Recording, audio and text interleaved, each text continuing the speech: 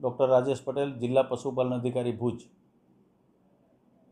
હવામાન વિભાગ અને કચ્છ જિલ્લા વહીવટીતંત્ર તરફથી મળેલ સૂચના મુજબ આગામી 2 થી 3 દિવસમાં કચ્છ જિલ્લામાં ભારે વરસાદ અને અતિવૃષ્ટિ થવાની સંભાવના છે।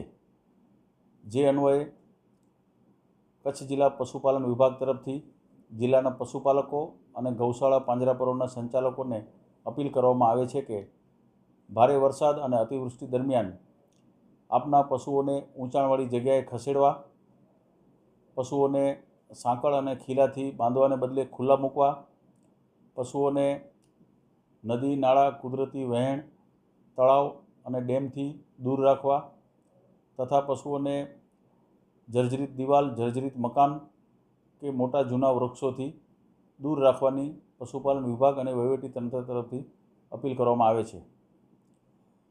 જિલ્લા પશુપાલન વિભાગ તરફથી તાલુકા કક્ષાએ પૂરતી દવા અને રસીઓનો જથ્થો ઉપલબ્ધ છે તથા તાલુકા કક્ષાએ આકસ્મિક સંજોગોમાં રેપિડ રિસ્પોન્સ ટીમની વ્યવસ્થા ઊભી કરવામાં આવેલ છે।